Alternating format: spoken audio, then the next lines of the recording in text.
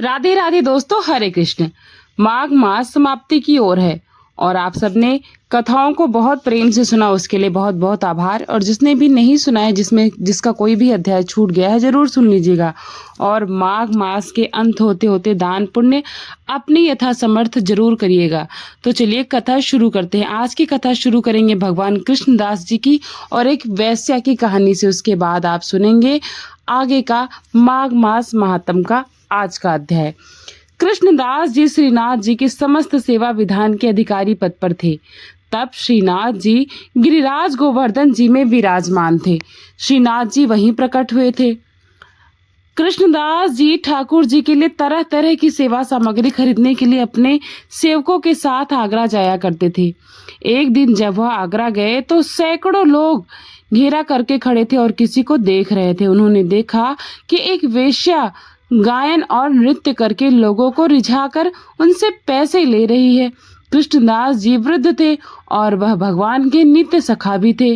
वे बहुत उच्च कोटि के महापुरुष थे। उन्होंने वेश्या के हाव भाव को परखा और ठाकुर जी की सेवा के पैसों से 1 रुपए निकालकर कई बार वेश्या को दिए। वेश्या ने सोचा, यह संत तो बड़े रजवार है। कृष्णदास जी ने कहा, मैं तुम्हें 1000 मुद्राएं दूंगा, तुम मेरी पूरी मंडली के साथ चलो। तब कृष्णदास जी ने वेश्या से कहा कि तुम जितनी संपत्ति कहोगी मैं तुम्हें उतनी दूंगा, बस तुम सिर्फ हमारे साथ चलो, तुम्हें केवल मेरे बादशाह के सामने नाचना है। वेश्या ने कहा, मेरा जीवन तो कृतार्थ हो गया। पूरे व्रज क्षेत्र में यह बात फैल गई कि कृष्णदास जी आगरा से एक वेश्या लाए हैं। चर्चा होने लगी कि माया से उनकी बद बुढ़ापे के कारण बदल रही है, लेकिन संतों के उद्देश्य को तो कोई विरला ही समझ पाता है। संत महाराज जी समझते थे कि यह वेश इतना अद्भुत, वेश्या नृत्य करती है वेश बनाकर और गायन भी करती है, मेरे ठाकुर जी को निश्चित ही यह पसंद आएगी। यही सोचकर वेश्या को अपने साथ वे लेकर आए थे। कृष्णदास जी अब उस वेश्या के लिए अपनी कुटिया के बगल में एक झोपड़ी बनवाए।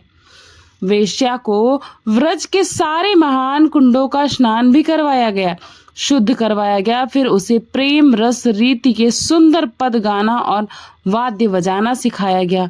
फिर एक दिन उन्होंने वेश्या से कहा, चलो आज तुम्हें अपने बादशाह के सामने लेकर जाते हैं।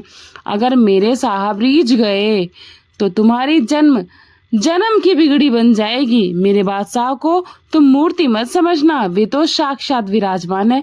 वेश्या के यह बताने पर कि वे केवल पैसों से मतलब है, तो उन्होंने कहा, मन चाहे पैसे मिले, बस तुम हमारे ही साहब को रिझा दो।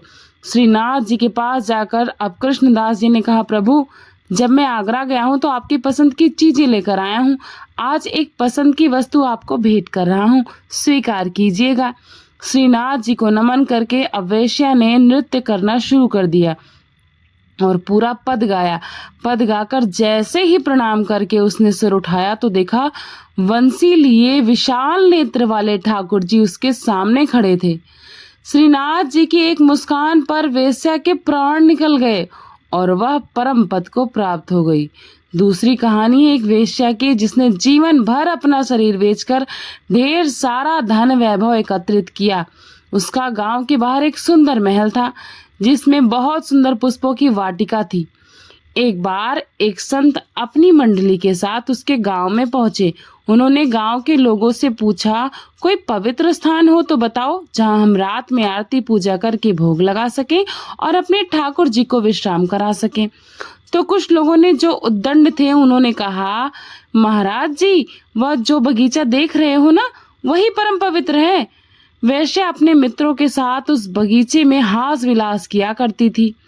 अब संतों का चित्त तो सरल और संशय रहित होता है, तो उन्होंने उन उद्दंड लोगों की बातों पर विश्वास भी कर लिया और वह उसी वाटिका में चले गए। संत ने बगीचे में जल छिड़का, वहां की साफ सफाई की और ठाकुर जी को विराजमान कर दिया। भोग लगाने के लिए थोड़ी देर बाद जब संध्या आरती हुई तो शंख और घंटे की बजाय वेश्या ने शंख घंटा सुनकर दृष्टि डाली तो देखा कि एक से एक परमहंस महात्मा उसके बगीचे में पधारे हुए हैं। उसने सोचा, मुझ अभागिन के तो भाग्य खुल गए। यह भगवत प्रेमी महात्मा यहाँ कहाँ से आ गए? अभी तक तो मैं कौवे जैसे लोगों का संग कर रही थी। मेरे बगीचे में ये हंस कहाँ से आ गए? भगवान के प्रसन्न हुए बिना तो ऐसे महापुरुषों का दर्शन प्राप्त हो ही नहीं सकता। राज तो निश्चित ही मेरे ऊपर भगवान की कृपा हुई है। वेश्या ने स्वर्ण चांदी की कुछ मुद्राएं, फल, मेवा इत्यादि एक थाली में रखे और संतों के पास जाकर कहा, महाराज स्वीकार कीजिए। संतों ने पूछा, तुम कौन हो? वेश्या ने कहा, यह इस दासी का ही बगीचा है। तब संतों ने उससे पूछा कि तुम करती क्या हो? तो उसने बताया कि मैं वेश्यावृत्ति से अपना जीवन निर्वाह करती हूँ। संतों ने सुना तो कहा, कोई बात नहीं, सब भगवान की ही तो संतानें हैं, पर शास्त्र मर्यादा के अनुसार हम लोग तुम्हारी यह भोग सामग्री नहीं पा सकते हैं। वैश्या ने पूछा, महाराज जी, तो क्या मेरे उद्धार के लिए कोई रास्ता नहीं है? संतों ने कहा, रास्ता जरूर है। तुम अपनी सब संपत्ति, आभूषण इत्यादि बेचकर एक रत्नों का मुकुट बनाओ और उसे रंगनाथ जी के माथे पर धारण करवाओ, तो तुम्हारे सारे पाप नष्ट हो जाएंगे और तुम्हें भगवत प्राप्ति हो जाएगी। और हाँ, आज से तुम वेश्यावृत्ति कभी मत करना। तब वेश्या ने कहा कि मैं वचन देती हूँ, अब कभी भी इस शरीर को अपवित्र नहीं करूंगी। लेकिन प्रभु, मैं तो एक प्रसिद्ध वेश्या हूँ, क्या मुझे मंदिर में जाने दिया जाएगा? क्योंकि सभी तो मुझे जानते हैं। तो उन्होंने कहा, जब हम आदेश करेंगे तो तुम्हें मंदिर में जाने दिया जाएगा। बस तुम मुकुट अपने हाथ से समर्पित करना और प्रभु तुम्हें स्वीकार करेंगे। हर कोई आश्चर्यचकित था। कोई समझ नहीं पा रहा था कि गलत आचरण करने वाली अपने हाथों से कैसे भगवान को स्पर्श कर सकेगी, कैसे भगवान के मस्तक पर मुकुट धारण करवाएगी। वैश्या ने अपने सारे आभूषण, अपना सारा धन वैभव बेचकर एक रत्न जड़ित मुकुट तैयार किया। वैश्या मुकुट पहनाने के लिए आगे बढ़ी, लेकिन फिर बीच में ही रुक गई और संतों से कहने लगी, संत जी महाराज, मेरे पाप मेरा पीछा नहीं छोड़ रहे हैं। मैं मासिक धर्म से पीड़ित हो गई हूँ और ऐसी अवस्था में तो मंदिर के अंदर जाना भी संभव नहीं है। रजस्वला स्त्री को भगवान के श्री विग्रह को स्पर्श करना निषेध है, क्योंकि उस समय वह अपवित्र स्थिति में होती है। लेकिन संतों ने उन्हें फिर भी जाने की आज्ञा दे दी। सब ने उनको रोका और कहा, आप आचार्य हैं, आप ऐसा कैसे बोल रहे हैं? तो उन्होंने जवाब दिया, अगर रंगनाथ जी स्वीकार कर रहे हैं तो तुम्हें रोकने की जरूरत नहीं है। और रंगनाथ जी स्वीकार कर रहे हैं, इसका प्रमाण होगा कि रंगनाथ जी सिर झुका देंगे जैसे ही वेश्या उन्हें मुकुट पहनाएगी। तो जैसे ही वेश्या ने उन्हें मुकुट पहनाने गई, आश्चर्य हुआ, चमत्कार हुआ कि रंगनाथ जी श्री विग्रह का सर झुक गया और उसको वहीं परम पद की प्राप्ति हो गई। करत हुआ कर्तम अन्यथा करत आचार्य गुरुदेव और इष्ट देव सर्व समर्थ होते हैं। आपकी एक एक सेवा भगवत प्राप्ति पे समर्थ है। यदि आप विश्वास कर लें, जो वेश्या संसार के भोगों में लिप्त थी, उसने बस एक महात्मा की बात मान ली, उसे भगवत की प्राप्ति हो गई। तो यह थी आज की कथा। आपको ये कथा कैसी लगी कमेंट बॉक्स में जरूर बताइएगा। आप सुनते हैं आज का अध्याय। 68 क्षेत्रों में प्रसिद्ध तीर्थों के बारे में बताने के बाद श्री सूत जी कहते हैं कि कुछ समय के बाद चमत्कारपुर में मदगर वंश में देवरा नाम से प्रसिद्ध एक ब्राह्मण हुए। उनके पुत्र उत्पन्न हुआ जिसका नाम कथ रखा गया। कथ युवावस्था में पहुंचने पर बड़ा उद्दंड निकला। उसने अपने पुरुषार्थ का सदैव बड़ा गर्व रहता था। एक समय वह वन में घूमता हुआ श्रावण शुक्ल पंचमी को नाग तीर्थ में गया। वहां उसने नागराज के अत्यंत तेजस्वी पुत्र रुद्रमाल को देखा, जो अपनी माता के साथ ही वहां पर आया हुआ था। कथ ने सांप के उस छोटे से बच्चे को साधारण जल सर्प समझा और उसे डंडे से मार डाला। मारे जाते समय उस सर्प ने बड़ा दुख प्रकट किया। हाँ माता, हाँ तात, मैं निरपराध मारा गया। सांप के मुख से मनुष्यों की तरह यह शब्द सुनकर अब कथ भी डर से थर्रा उठा और शीघ्र ही डर के मारे घर भाग गया। उसके बाद नाग माता जब जलाशय से बाहर निकली, तब उसने तट पर अपने पुत्र को मरा हुआ देखा। लाठी के प्रहार से उस सर्प बालक के सारे अंग फटकर लहूलुहान हो गए थे।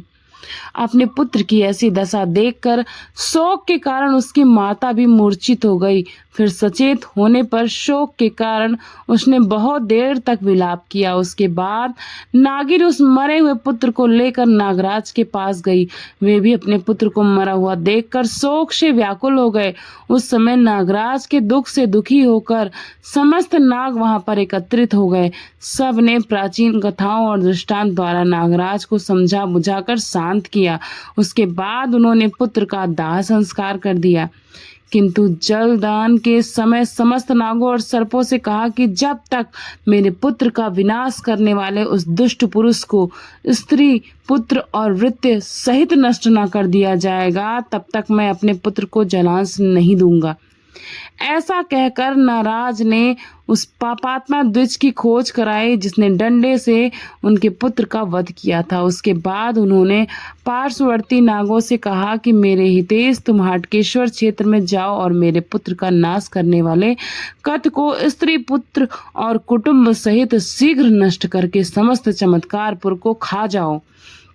नागराज की आज्ञा पाकर सर्पों ने पहले तो सोते समय देवरा के पुत्र को डसा, फिर उसके समस्त परिवार को खाया। उसके बाद अन्यान्य बाल वृद्ध और कुमारों को भी उन्होंने डस लिया। अब चमत्कारपुर के सांपों के काटने से ब्राह्मणों के घर घर दारुण हाहाकार मच गया। कितने ही मनुष्य घर द्वार छोड़कर दूर जंगलों में भाग गए। इस प्रकार चमत्कारपुर को सर्पों ने मनुष्यों ने सूना कर दिया। तब नागराज ने अपने पुत्र के मारे जाने का दुख छोड़कर अपने पुत्र को जलदान दिया। सांपों का ऐसा उत्पात होने पर उनसे डरे हुए ब्राह्मण जो सब दिशाओं में भाग गए थे, परस्पर मिलकर उस वन में गए जहाँ त्रिजा नामक ब्राह्मण तपस्या करता था। वह भगवान शंकर से वरदान पाकर भी बड़ी भारी तपस्या में लीन था। उसने अपनी जन्मभूमि के लोगों को रोते हुए देखकर स्वयं भी दुख का अनुभव किया और उन्हें आश्वासन देते हुए कहने लगा, हे ब्राह्मणों, आज मैं भगवान शिव से ऐसी प्रार्थना करूंगा जिससे उन दुष्ट चित्त वाले नागों का संहार हो जाएगा। ऐसा कहकर जात ने परमेश्वर शिव से प्रार्थना की, हे देव, इस समय मुझे वरदान दीजिए। शिव जी ने प्रकट होकर कहा, वत्स शीघ्र वरदान मांगो। तब त्रिजा ने कहा, भगवान, नागों ने हमारे समस्त नगर को निर्जन कर दिया था। मेरी इच्छा है कि उन सर्पों का विनाश हो जाए। भगवान शंकर बोले, हे ब्राह्मण, मैं तुम्हें एक सिद्ध मंत्र बताऊंगा जिसके उच्चारण मात्र से सर्पों का विष नष्ट हो जाता है। महाभाग्य, तुम इन संपूर्ण ब्राह्मणों के साथ वहां पर जाकर उच्च स्वर से सब और इस मंत्र को सुनाओ। इस मंत्र को सुनकर जो नीच नाग पाताल लोक में नहीं चले जाएंगे वे विष रहित हो जाएंगे। वे विप्रवर गर कहते हैं, विष को जहाँ गर नहीं वह नगर, तुम मेरे प्रसाद से वह नगर नगर का उच्चारण करो। यही वह मंत्र है। इस शब्द को सुनकर जो भी अधम नाग वहां ठहरे हुए हैं वह सुख पूर्वक मरने योग्य हो जाएंगे। आज से वह स्थान इस पृथ्वी पर नगर के नाम से विख्यात होगा और तुम्हारी कीर्ति का विस्तार करेगा। दूसरा कोई भी शुद्ध वंश में उत्पन्न हुआ जो नागर ब्राह्मण नगर नामक मंत्र से 3 बार जल को अभिमंत्रित करके काल सर्प से डसे हुए और मृत्यु के वश में पड़े हुए मनुष्य के मुख में स्वयं डाल देगा, उसे जीवित कर देगा। अन्यत्र रहने वाला भी जो कोई मनुष्य सोते समय इस 3 अक्षर वाले मंत्र का सदा स्मरण करेगा वह सांप के विष से मुक्त रहेगा। अजीर्ण और ज्वर संबंधी रोग भी इस मंत्र के प्रभाव से तुरंत ही नष्ट हो जाएंगे। ऐसा कहकर भगवान शिव अंतर्ध्यान हो गए। उसके बाद त्रिजा भी मरने से बचे हुए ब्राह्मणों के साथ चमत्कारपुर में चला गया। वहां सब ने मिलकर नगरम नगरम का उच्चारण करते हुए उस क्षेत्र में प्रवेश किया जो घोर और क्रूर सांपों से व्याप्त हो रहा था और जो चारों ओर से विषैले सांपों से भर रहा था। भगवान शिव से प्राप्त हुए उस सिद्ध मंत्र को सुनकर सभी सांप विष और तेज से रहित होकर भाग गए। कुछ तो बिलों में छुप गए और कुछ तो पाताल लोक में भाग गए। बचे खुचे सांपों को वहां के ब्राह्मण ने डंडों से मार डाला। इस प्रकार सभी सांपों को उजाड़कर पीड़ा रहित हुए ब्राह्मणों ने त्रिजा को आगे रखकर स्थानीय सभी आवश्यक कृत्यों को पूर्ण किया। हे ऋषियों, इस प्रकार देवाधिदेव भगवान शिव की दया से कालांतर में वह नगर फिर से बसा और नगर नाम से प्रसिद्ध हुआ। श्री सूत जी कहते हैं, हे ब्रह्म ऋषियों, इस प्रकार उस स्थान का उद्धार करके त्रिजा ने वहां देवाधिदेव भगवान शिव के लिए एक मंदिर बनवाया और उसमें त्रिजा जातेश्वर नाम से उसकी प्रतिष्ठा की। फिर वह श्रद्धा पूर्वक दिन रात भगवान शिव की आराधना में लीन रहकर कुछ समय के बाद शरीर सहित शिवलोक को चला गया। उपमन्यु, क्रौच, किशोर तथा बहुत सारे जो भी वहां पर ब्राह्मण इत्यादि थे देवता, उन सभी ने उसी मंत्र का जाप और उसकी सिद्धि की। गोत्र के ब्राह्मण वहां पर आए। इन्हीं ब्राह्मणों के 48 संस्कार होते हैं जो ब्रह्मा जी ने पूर्व काल में बताए हैं। श्री ब्रह्मा जी के द्वारा बताए गए हैं। ब्रह्मा जी के द्वारा बताए गए संस्कार इस प्रकार है: गर्भाधान, पुंसवन, सीमंतोनयन, विष्णु बलिजात, कर्म नामकरण, उपनयन, निष्क्रमण, अन्नप्राशन, कर्णछेदन, वेदचौल, अक्षरा, उपनयन, व्रत समावर्तन, विवाह, उपाकर्म, उत्सर्जन। ये तो अब तक के 17 संस्कार हैं। 18 से लेकर 24 तक 7 प्रकार के पाक यज्ञ होते हैं, जिनमें से पहला हुतप्रत, आहुद, शूल, गौ बलि, हरण प्रत्यवहन और 7वां अष्टका होम। 24 से लेकर 31 तक फिर से 7 अभियज्ञ संस्था हैं, जिनमें पहला अग्नि आधान, अग्निहोत्र, दर्श, पौर्ण, मास, चातुर्मास, आग्रे, निरुद्ध, पशुबंध, शतराम और इसके अलावा 32 से लेकर 38 तक 7 सोम यज्ञ संस्था बताई गई हैं, जिनमें पहली अग्निष्टोम द्वारा अत्यंत अग्निष्टोम, तीसरा उक्त शशि वाजपेयी आत्रिरात और 7वां आप्तोर्याम और 29वां संस्कार है वानप्रस्थ। उसके बाद संन्यास, फिर दया, अनसुईया, शौच, अनायास, मंगल, अकाप, अस्प और 48वां संस्कार है अत्यंत स्तृप, अर्थात मृत्यु के समय किया जाने वाला अंतिम संस्कार अंत्येष्टि। ये कुल 48 संस्कार है जो सनातन धर्म में पालन किए जाते हैं, जिनका सविस्तार पूर्वक वर्णन श्री ब्रह्मा जी ने किया था। यहाँ पर मैंने इन सभी संस्कारों के बारे में आपको सिर्फ इसलिए बताया कि हमें अपने सनातन धर्म से जुड़ी हुई जो भी जानकारी हो वो पता होनी चाहिए, ताकि हम अपने धर्म को ज्यादा से ज्यादा जान सकें। और इस प्रकार 64 गोत्रों के श्रेष्ठ ब्राह्मण महात्मा त्रिजा द्वारा वहां पर लाए गए थे। सब ने मिलकर 1500 ब्राह्मण एकत्र हुए थे। वहां पर समान भाग के उपभोक्ता हुए।